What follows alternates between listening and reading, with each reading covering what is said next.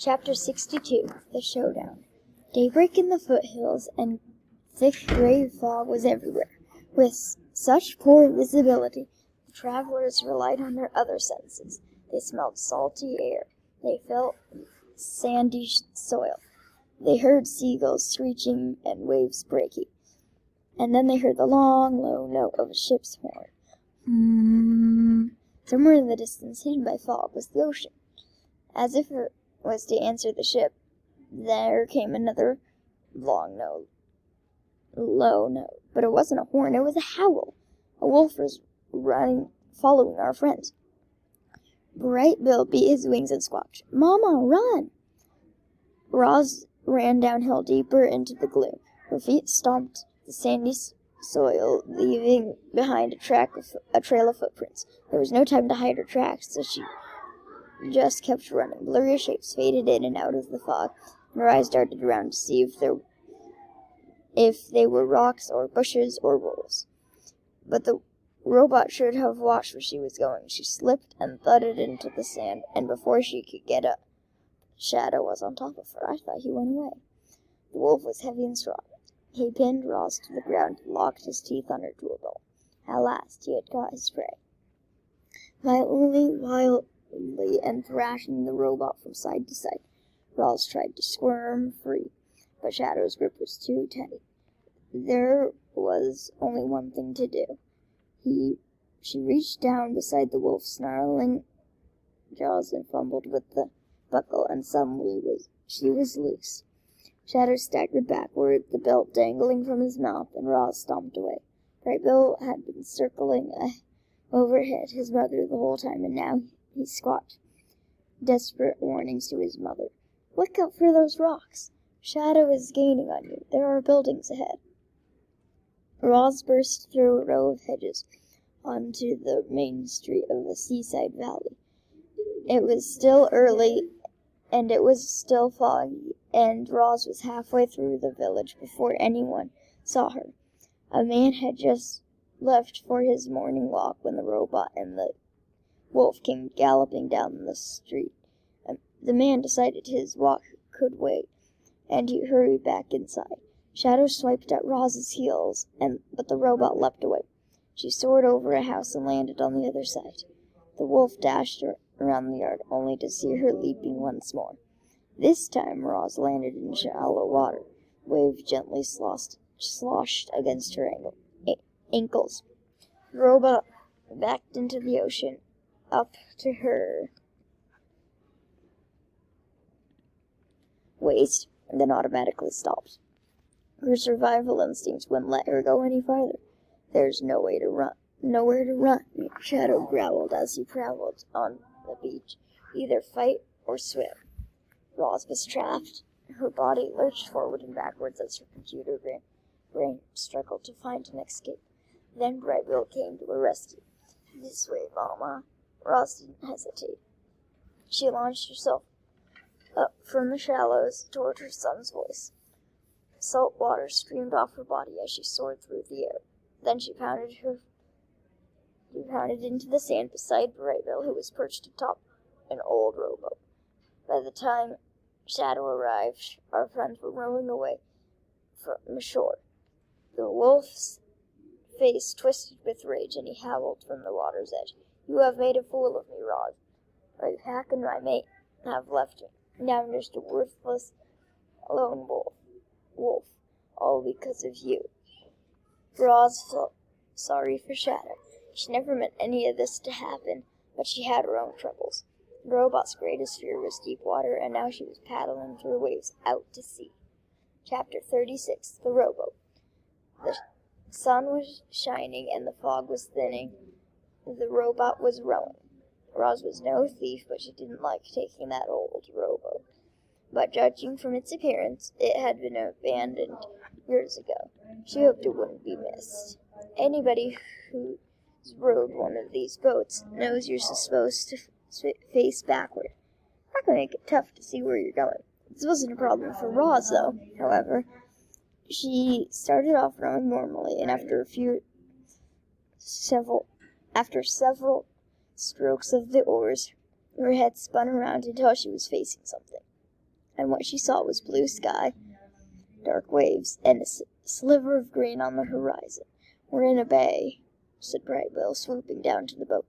"To the north is a distant coastline. To the east is open water. To the west is the seaport. And to the south is the village and the wolf." Luckily, it seemed that the travelers had no choice but to cross the bay. Luckily, Roz could row long and fast. Bright Bill settled in for the ride, and the robot's mechanical muscles started pumping. She pulled and pulled and pulled on the oars, and the robot glided through the waves. Roz was nervous. Time and again, the robot's survival instincts had stopped her from going into deep water. Now an old rowboat, was all that separated her from the murky depths. She couldn't wait to feel solid ground beneath her feet again. As they rowed deeper into the bay, the waves got larger and rougher. Giant swells of water rolled in from the ocean and started tossing the boat like a toy. The waves finally became too much for Bright Bill. He spread his wings, lifted on the breeze, and anxiously looked at the choppy surf ahead. "Row faster," he squawked. "I don't know how much the boat can take." Roz tried to power through. She rowed faster and faster until the boat was skimming across the water. Too fast. The left oar snapped, and then the right, and suddenly the boat was at the mercy of the waves. "Hold on, Mama," cried the goose. "Here comes a big one." The rowboat was pulled up the side of a towering wall of water. It teetered at the top, and then the boat went crashing down to the other side with such a force that the whole thing splintered apart. Roz felt water surging around her. She clung to the debris and kicked her legs, though she wouldn't stay afloat for long. The rowboat began to sink. The goose floated above. The ocean rolled and sloshed. Then there was a sudden burst of air from somewhere nearby. Bright Bill looked toward the noise, but saw sea spray drifting on the breeze. Then he looked back to his mother. She was dipping below the surface. "What can I do, Mama?" Bright Bill called in the air. "Tell me what to do." "There's nothing more you can do," came Brawl's gargling voice. I am sorry." The young voice, or Goose, could only watch as the ocean dragged the robot down, down, down. Chapter 64. The Sea Creature. Roz hovered on the wind and watched his poor mother sinking into the depths. He could still see her body sparkling brightly against the darkness, but she was fading fast. The goose closed his eyes, hoping that this was all a bad dream. He heard the distant horns of ships by the seaport. He heard the buoys clanging in the harbor. He heard the ocean waves churning and frothing louder, and louder. The goose opened his eyes and saw the ocean bulging upward. A giant sea creature was rising from the deep. It breached on the surface and sent waves rolling back. The creature had a large mouth and long fins, and a wide back that curved down into the water. There was a loud burst, and a mist shot up from the blowhole. As you might have guessed, reader, that giant creature was a whale. More of the whale emerged from the darkness until something sparkled in the sunlight. It was Roz. She was sprawled across the whale's back, wet, limp, and lifeless. Chapter 56. The Whale. The whale swam along the surface of the ocean, keeping our robot safely above the water, gently moving her away from the rough waves. Bright Bill couldn't believe what he was seeing. Once the shock wore off, he fluttered down to the wolf's back and leaned over his mother. There was no life in her eyes or body, so the goose did the only thing he could think of. Click! Roz began to glow. Then she uttered some human noises. Then, in the language of animals, the robot said, "Oh, Bright Bill, I am so happy to see you." The goose squawked with joy and hugged his mother's face, but she didn't move. She couldn't move. The robot had lost the use of her limbs. There were a few tense moments and a few nervous glances.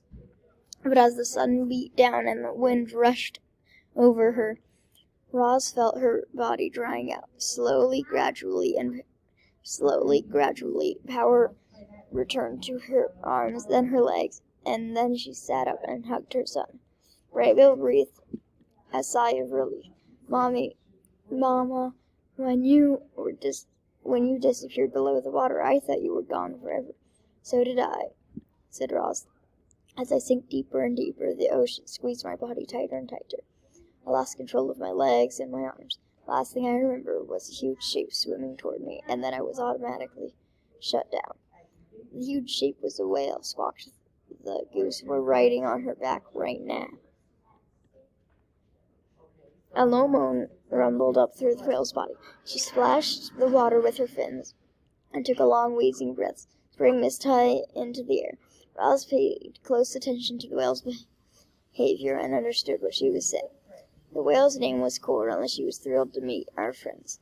She explained that a flock of geese had flown over the bay and regaled the coastal birds with the amazing story of the wild robot and her son, the goose. The coastal birds shared the story with the fish and the dolphins and everyone who would listen. In time, the story spread to every creature in the bay. When Coral saw the robot and her goose flying overhead, she knew it had to be Roz and Brightbill. So she swam behind them in case she could be helpful, and it was a good thing she did. As Coral ferried our friends across the bay, the waves grew smaller and the coastline grew larger. Houses poked out from the trees. Sunbathers relaxed on the rocks. Boats motored away from the piers. With so many humans around, Roz had to be careful. She lay flat against Coral's body while Brightbill flew ahead and scouted out the coastline.